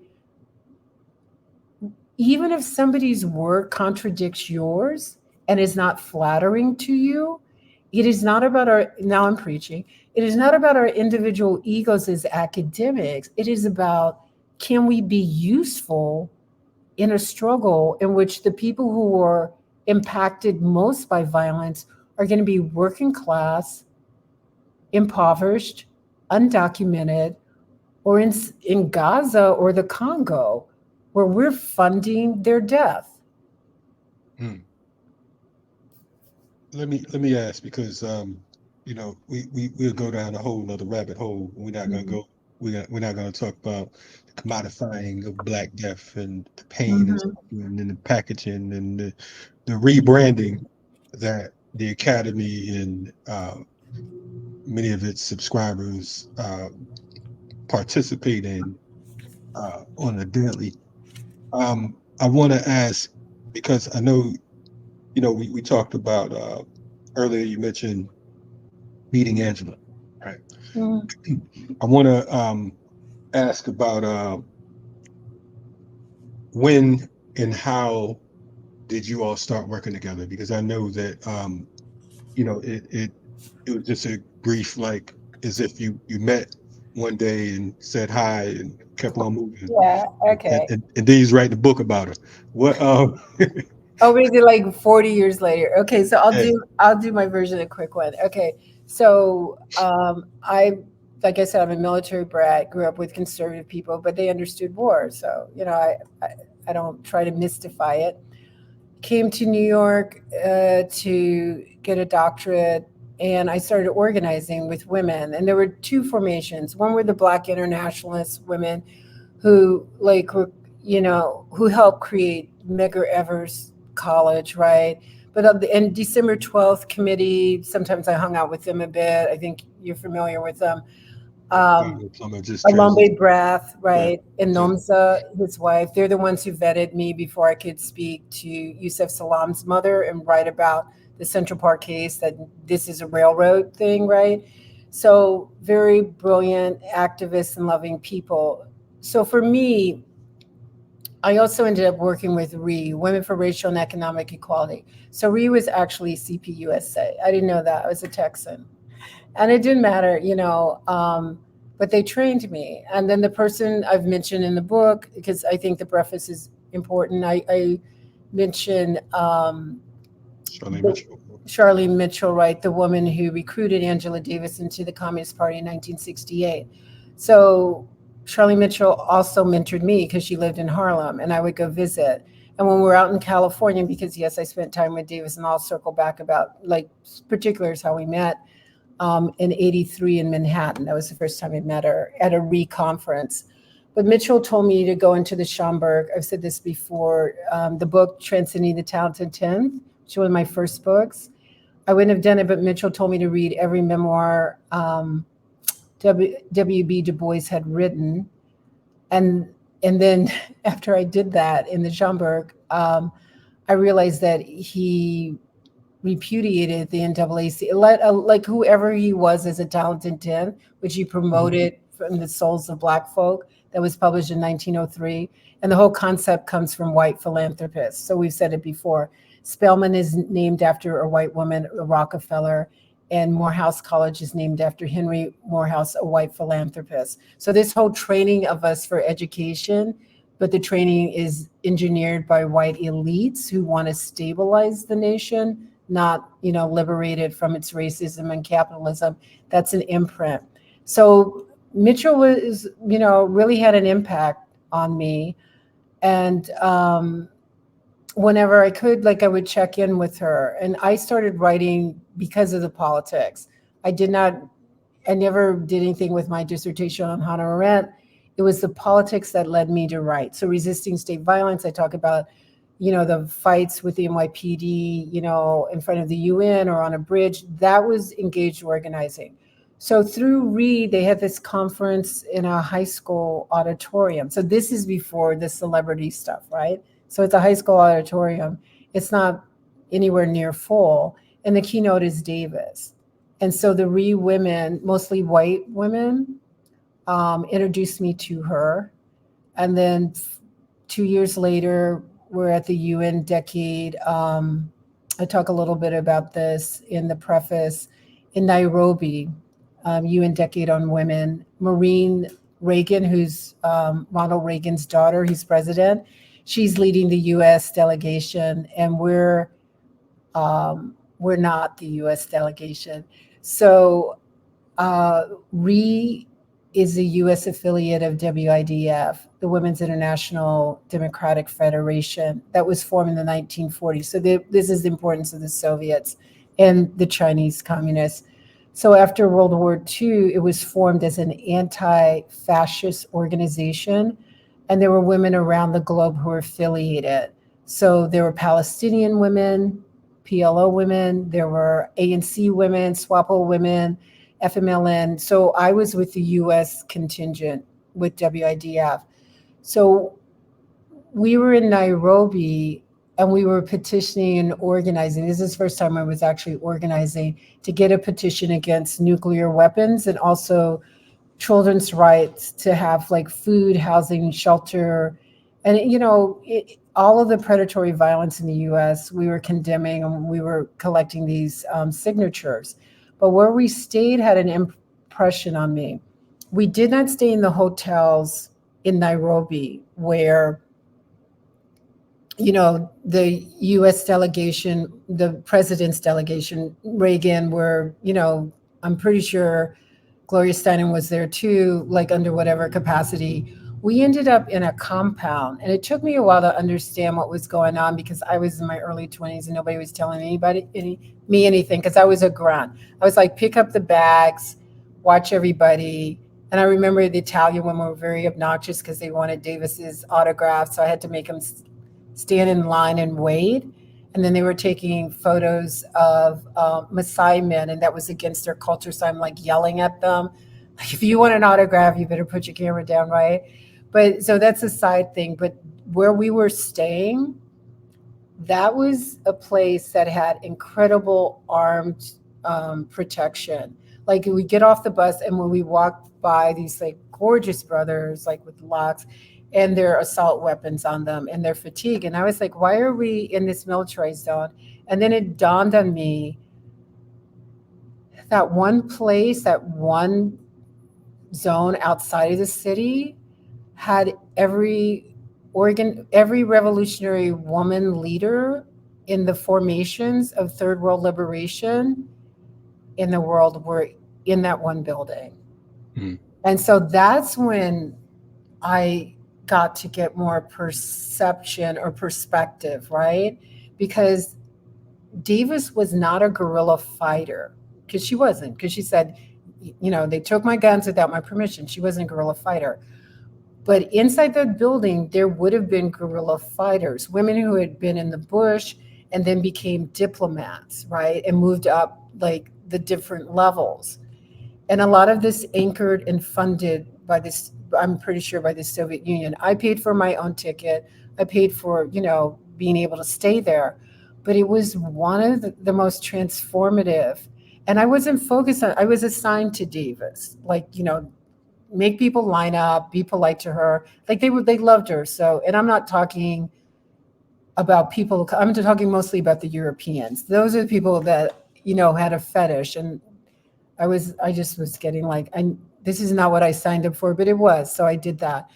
But to be with these liberators, these women who were fighters, And so I still appreciated Davis, but I got to see, like, there were women who had fought the Nazis, as snipers, like who were in WIDF. I mean, they may not physically be there because I don't remember everybody who was there, but this is why I think context is so important. There is nothing like that today. There's nothing like that today. And that's what I say in the preface. Then there were three worlds, and you could oppose the US because there was backing from another zone, the Soviets, whether it was going to be military or for Henry Winston, he was incarcerated, he went blind, and they flew him to Moscow so he could have eye surgery. The same with Claudia Jones. She was incarcerated, her health was deteriorating, and then she went to London and then to, Moscow. There was this synergy in an inner relationship that even if you didn't know the people, like I knew to nod about, like to the Palestinian women, to the SWAPO women, the ANC women. I was just a grunt, and I was so happy to be a grunt who could, like, this is power. This is real power, and it's women's power. But they're not like women. They were feminists too, but it wasn't like bougie stuff. It was like, we're freedom fighters. And then there was a whole other group of contingent, because I remember we were organizing a conference on anti-imperialism. And then there were Black women from the US who at the same time, on the same day, organized a conference on reproductive rights. So they drew away from us. And I was like, wow, this is so educational. So the liberals popped up, and somebody figured out how to give them resources and told them well, we had put flyers everywhere. We're anti-war, we're anti-imperialists, we're anti-capitalist. And then the people were like, and it's important to have reproductive rights. But that was their only issue. And so that became the feminism. So, like, don't go to that anti-imperialist, you know, rally. Come over here where we talk as real women about real women's needs. And I'm like, well, real women need to not to be genocided or to be imprisoned and tortured or to be shot down like girls and boys in Soweto or anywhere. So this, you could see the bifurcation decades ago, but we were still under this rubric of identifying with socialists or communists. Now, the last thing, I keep saying this is the last thing, but I want to add this. The Black internationalist women schooled me because they told me, and I've said this to other people, because I went to Moscow a couple of times, like I mentioned, right? They were like, why are you over there and not over here? And I was like, I'm in both places. So let me just sort it out and figure out what I'm doing, right? But they were like, the Soviet Union is going to fall. And they started telling me that in 88. And then I would tell the older white women leadership of RE, which are CPUSA. And they did ask me to join. I declined because I thought I could keep organizing. That's not the case. So, it was just bye, sort of, but not in a rude way. So I tell them what I hear from the Black women who are going back to the continent or in and out of the Caribbean. And the older white woman in the CPUSA starts laughing. That will never happen. And then, like, in a year, and it did. And why did the sisters know? Because they knew that the liberation movements were being defunded, that the money was drying up. The money, the weaponry, whatever you needed to keep a fascist off of you, that was closing down because Gorbachev was going to make a deal with Ronald Reagan. And I think it's these deals behind the curtain that we don't want to look at.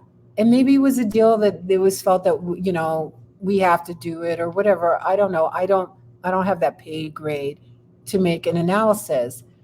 But I do know that it was women on the ground who told me the truth without projecting an imaginary future, and from them, and I still honor them, right? It was from there that I could, when I had a postdoc with Davis and she's teaching Foucault, Discipline and Punish, that I started this critique of Foucault. And I was like, there's no Black people or Black suffering or Black death or Black resistance in this text. So they informed my scholarship by telling me pay attention to the material world of struggle and Mm. don't always go where you feel safe, right? With kind of middle class people who you can roll with. You're still going to have to pay your way, but you'll be in compounds with security or you'll be here and there.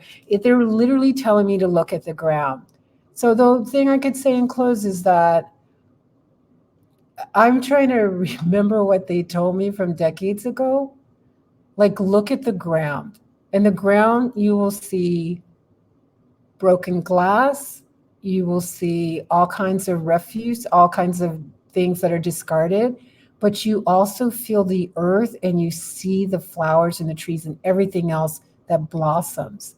If we commit ourselves to being into the material reality of struggle and not our projection of our emotional needs for struggle to be, in some ways comforting because it does not look like a war zone.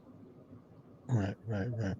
That's powerful. It's a powerful way to close, but I still got a couple more Oh my questions. gosh, you were like, we're going to I like how you sleep. tried to. I've said this to you 3 times. Well, I, this is your last question. So let me I've been just I've like been take of I've been time and working with you wrap it up. long enough to know how Yeah, you try to throw a period on it. But yeah, I got it. this ain't GIU today. This Oh, RSTV. really? Is So it okay? Thank you for clarifying.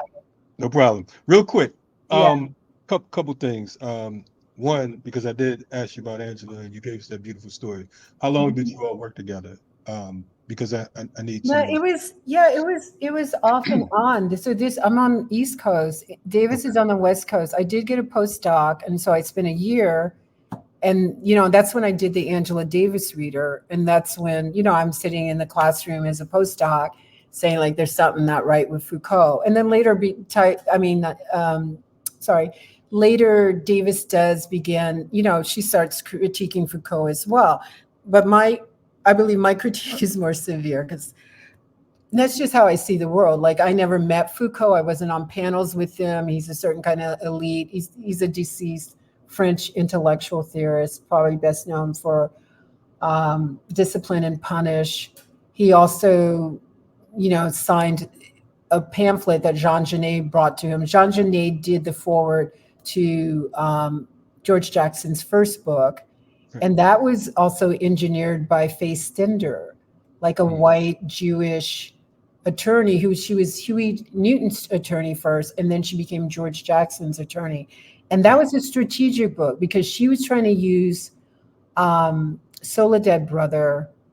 She's trying to use it as a wedge of lever, like the concentric circles, to right. save George's life. If we can promote him as this incredible writer, and so it ended up in France, and so the French intellectuals were reading it, Foucault, and Genet is a playwright and a poet, and he's amazing, right?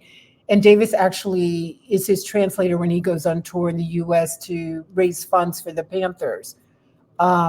So there's a way I'm trying to say there's a way in which there's all this interconnectedness, Mhm. but there's a way in which we need to make clear, differences or distinctions. Does that kind of answer your question, or No, did no, I? no, no. That's on point, and we're gonna I'm gonna put a period on it. Okay. After this one more question. Okay. Folks Go ahead. familiar with the Che Lumumba Club? Oh Uh, yeah, yeah. yeah. Okay, that one for me. That's what I said. This is a difficult book to write because I would walk around like, throw things like pillows at the wall because of the contradictions. So it's like, wait, so this is my assessment. I talk about it in the book because I thank Charlene Mitchell for mentoring me. And she was the architect, pretty much. The Black woman, joined the Communist Party, 16, working class. Um, She's pretty influential with Angela as well, correct? I mean, she was kind she's the of. one that recruited Angela with, I believe there were other people as well, but she was key. And so Angela became, in some ways, if I'm not a psychologist, but whatever, I would see this as a surrogate mother, right? And so she had two brothers. And if you, there's a photo, I don't know if you want to hold it up. There's only one photo in the book of Davis and Kendra Alexander Mm-hmm. on at UCLA when the Regents are trying to fire Davis because she acknowledged, yeah. So you can see the, two beautiful sisters. They're froze. So Kendra is actually Charlene Mitchell's sister-in-law. So this was like a small family thing that Che Lumumba is her two brothers, her sister-in-law, and they recruited Angela Davis, who decided whatever work she did with the Panthers that it was going to be short-lived because, and it would make sense. The Che Lumumba would be more stable, but they couldn't just say it's part of the Communist Party. So this is what I mean about branding. So you take Che Guevara's name and you put it on it, and he was assassinated in 1967. And then you put Patrice Lumumba, who was assassinated in 1963, his name on it. So you get the hyphen Che Lumumba. And so for people in their teens and 20s, it sounds like, wow, this is on the cusp, or this reflects third world revolutionary struggle. When not really, it's really the CPUSA, but it's the branding, like the youth are attracted to the Panthers, right? They're not attracted to the, it's like your mom and your dad's or your grandma and granddad's political party, meaning it's left of the Democratic Party. And at some point, the Communist Party starts working with the Democratic Party, as we know, like go out and vote for the right candidates as they see it. So there's, it's a branding that's going on, and I do spend time talking about Patrice Lumumba, and I do talk about Che and how he died in Bolivia and how he's tortured and how the CIA reportedly shared logistics or locations, right? And then they write this missive in, their paperwork. But now, Fidel will be able to structure and settle down because he's not seeking permanent revolution, but Che is. And I think that becomes part of the irony or the contradiction. The CPUSA is not seeking permanent revolution, not in the way that the youth were seeking it, you know, at Kent State or in the prisons or in the Panthers or in La Raza, in the Rainbow Coalition that Fred Hampton imagined, and organized with the Appalachian whites and the Chicana Latino and the black, that kind of revolutionary from the ground was not what the CPUSA was about, because that's not what the CPSU was about. And even her, Davis's advisor, undergrad and in doctoral studies, Herbert Marcuse, he had a critique of a certain kind of political mandate coming out of the Soviet Union and out of the CPUSA, that the hierarchy, the central committee language, right, would not have the capacity to let the organic struggle emerge and come from young people who were not going to be as poised or polished or on a central committee. So for me, the contradiction was to brand yourself as a revolutionary organization when you're really a small organization. And if you, what little I understand of Guevara, Ernesto Che Guevara, and what he said at the UN after they killed Patrice Lumumba, saying we would be happy to engage in peaceful coexistence. That's what the Soviet line was. And so the CPUSA picked it up as well. Peaceful coexistence, which means you don't do armed struggle, right? And so after they killed Lumumba, Che went to the UN and said, we would be happy to abide by peaceful coexistence if you stop killing us. And then a couple of years later, Che would be, tortured and executed. So this is the contradiction. Like, we brand things with revolutionaries' names on them, but we act more like the United Nations than we act like. And the UN was like, we're not going to do anything for y'all, basically. They're going to keep killing you.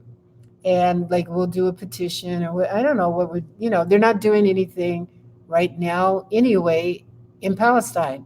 So Mm, it's almost like you're forced to choose, but then when people rebrand it and then like, no, just do what the state wants you to do and just name it after a revolutionary or right. create a revolutionary persona and stamp it with that persona and that vibe and that icon. And then that will reassure people we're on the right path because we are radicals and revolutionary. Because see the brand? Didn't you read the name on the banner? So it was clever. It didn't really work if they only had 5 people. Most of them were family members. It didn't really draw a lot of people, right? Mm, But and then once Davis goes underground and basically disbands because the Alexanders are going to use Kendra Alexander, and you saw her photo, and Franklin was her husband, right? They're going to use their energy to get Davis acquitted. And that is very important. But then you see, like, all this energy, all these funds just go in one direction. And there are other people still struggling and also trying to fight as revolutionaries who are going to disappear. So I want to end with Geronimo. Um, Geronimo was framed by the LAPD and, others. He was actually at a Panther meeting in Northern California in Oakland. And Huey Newton, for whatever reasons, found him problematic, and people could do their own research, or they've already done their research, and so they're more informed than I am. But people were told not to testify on his behalf, that he did not commit shootings that led to the murder of a white woman on a tennis court in Southern California. Because if you know how long California is, you can't move from Northern California down to Southern California and, within the time span that the cops put out. right. So Huey Newton, I don't believe, wanted a revolutionary formation either. I don't believe that when he came out and took over the Oakland Panthers. So this is when, Kathleen would leave, Eldridge Cleaver would leave, right? And later Kathleen would get a law degree from Yale and go back with Johnny Cochran and Stuart Hanlon and finally get Geronimo out after 27 years. Then he gets like some multi-million-dollar settlement that can't compensate for 27 years, which same a number of years as Mandela. When I say that to a prominent Black historian, they're indignant. Well, he's no Mandela. And it's like, I'm not here to judge. Is it 27 is 27, okay? Right. So when you're seeing Davis on trial, Rochelle McGee on trial, Geronimo Pratt on trial, you see how the resources are not there. Like Huey Newton is going to support Angela Davis, and so will Elaine Brown, but they're not going to support Geronimo, who it wasn't even about what my guns used. He wasn't even there. There was nothing that tied him to that, you know, that tragedy. The husband was shot, and then the wife was shot too, and she died. Other than FBI informant who probably was part of, he might have, I don't know if he pulled the trigger or not, but it's a setup.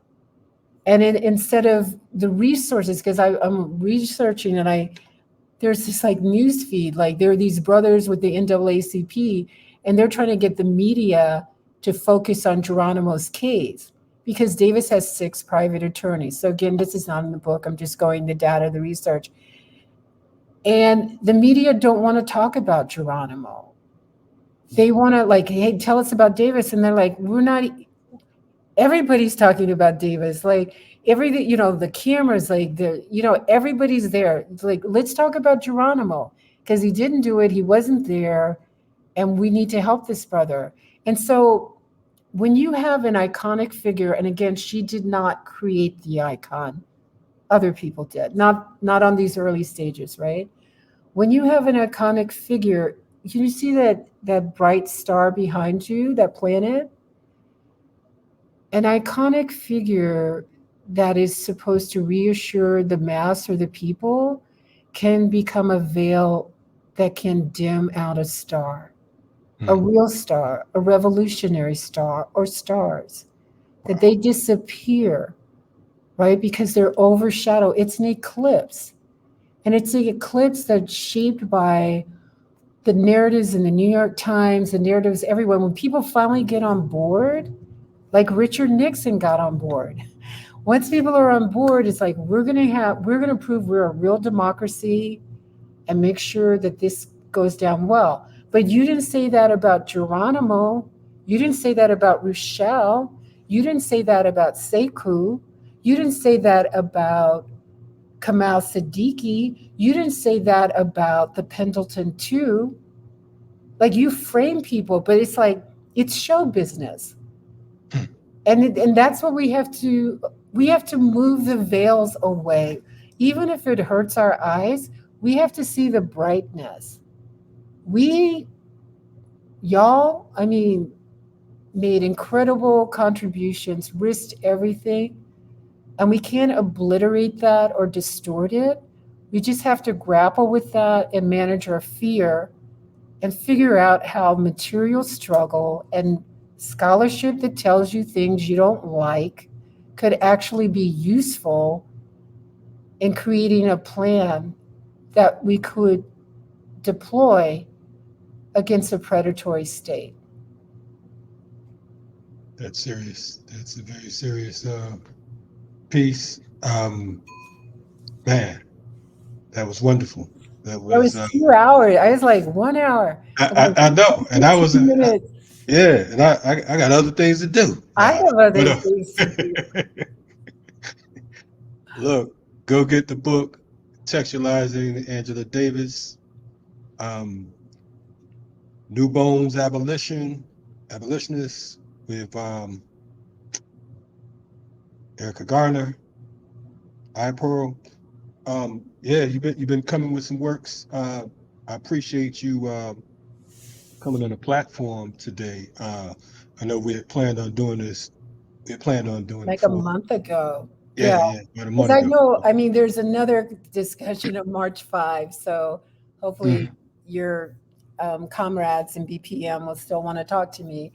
Of But course they will. Everybody loves Dr. James, and I'm sure they love me as well. that's not what I hear on the streets. But It's not what I hear. I was like, when do you go on the street? I Yeah, don't like know. we're two outcasts. Like But anyway.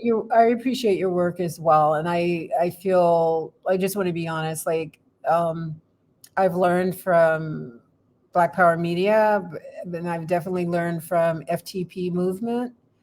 And there is a way that doing the academic grind, and yeah, I'm compensated for it, um, can distract you from what you need to know on the ground. So I appreciate your sharing and all of y'all's collective teaching, because I'm not a huge fan of the academy, but I know it pays my bills and allows me to be a scholar. But I also would, seek to be an advocate and also a supporter of organizing that, can deal with, wow, gee, what we're facing with right now. But we have ancestors, we have love, and we, love not fear, as Mumia says. No doubt. And Shout out to the crew over Mumia, yeah, who will be 70 years old on April 24th. So definitely, yay, Mumia. yes. Definitely. Again, appreciate your the kind words. We start with that, but also your work and understanding. Um, because oftentimes people think that I have a problem with the academy. I have a problem with everybody. I got a problem with Oh, with myself. everybody? Okay, Yeah, so yeah, I don't discriminate. I start with myself first. But because, this is revolution, and I feel like, it's not personal towards the academy. I could work with anyone as long as they're anti-oppression, as long as they're on the right side of the barricades. I'm not caught up in, you know, whether I like you or not. That has nothing to do with anything. I'm clear about the difference between a comrade and a friend. We don't have to kick it. We don't have to hang right. together. We don't have to like each other. We don't have to make any money together. None of that shit matters to me at the end of the day. at the end of the day, how are we going to move towards liberating our people? That's what it is to whatever extent you can, you know, I'm so glad you said that. And do you mind if I just read the last paragraph of the book since we go started ahead with and the knock it out. language? Yes. So this is a book, and we'll end in this way. In the 1950s and 1960s, amidst the Second Civil War to resist Black dishonor and death, a 15-year-old left her Southern Black family and culture to enroll in a private progressive Manhattan high school. There, she was introduced to and mesmerized by the Communist Manifesto. The Black girl memorized Marx and Engels' terse instruction that our endeavor is not to interpret the world but to change it. A decade later, she would converse and align with global iconic revolutionaries and rebel intellectuals. Over 5 decades of civil and human rights advocacy, working within the context of elite academia, Hollywood, celebrity movement culture, publishing, media platforms, politicians, Angela Davis would both interpret and change the world. Hmm. That's a great way to close this um, piece. Um, That's how I like your first piece. yes, I enjoyed the book. And, you know, like I said, I really want folks to check it out and make a informed decision. You know, one thing I appreciate about what you just finished talking about is um, doing the research. Mhm. You know, it's not, you know, we take things personal. We want to make everything about, you know, the Yeah. personality or the individual, or, you know, if you don't like this person, then you must be a hater, or you're disgruntled, or whatever the case is. You know, Well, I am disgruntled, but yeah, and I'm a hater. why I not? hate Oh, you're a bullshit. hater? I didn't know that. I That's so hate bullshit. sad. That's so it's so Anyway, sad to be a hater. Don't be a hater. it's But go okay. ahead. Part of my job. But we're gonna win in spite of ourselves. I want to dedicate tonight's show, or today's show, To the to, sister. Yeah. yes, Ealua Ferguson, who made her transition. Um, Ealua and her husband, Baba Herman Ferguson, I had the opportunity to know them and learn from them, and to you know, be in their presence, be in their midst. In fact, Baba Herman Ferguson, her husband, who is now an ancestor as well, he's in our film Organizing is the New Cool. We interviewed him for that. But I want to acknowledge Ealua Ferguson, whose services will take place on March 9th. Make sure you support. Don't have the information on hand, but if you go to our social media, you can see ways to support their families, so on and so forth. Here's a photo that we took some Oh, years ago. This is Ialua where's next to, Sekou? yes, next to Sekou, and we have Sister Walia, who was her father was a comrade of ours, part of Panther 21. Uh, oh my goodness. Is that Daruba with his sunglasses? Yep, Who you is got that? Rubu with the sunglasses. You And have, that's you in the blue shirt? yep, and you have Mama Pam Africa. You have Oh, that's right there. uh, our sister Njinga, who Mhm. is a Panther out of Baltimore as well. Um, and in the middle, I couldn't think of her father's name. Is Ali Hassan Ali Bey. That's his Mhm. daughter along with us. And you know, this is a piece that we did a few years ago in regards to a tribute for Veranza Bowers. So we want to definitely send our condolences and love to the family of Ealua Ferguson, who is a movement matriarch, now an ancestor, and we will continue on. Anyway, Yeah, and Kalonji, I do want to say thank you. I'm maybe being repetitive for your work, and actually, this is the first interview I've done on this book, so I appreciate your having interest in it. I definitely appreciate you coming on to talk about it. And you allowed me to ask the questions I wanted to ask without saying, look, don't Yeah. ask me. I'm just joking. But anyway, we appreciate you coming on.